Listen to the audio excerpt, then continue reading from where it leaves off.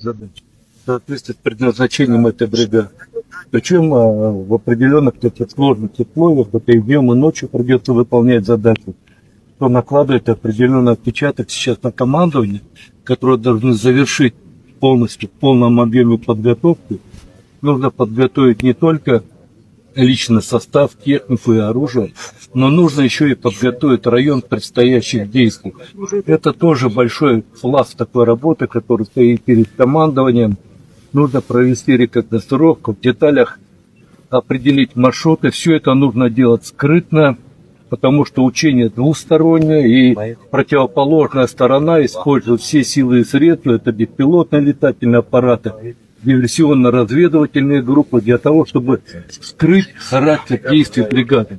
И, конечно, не допустить ее организованное применение в современных таких условиях.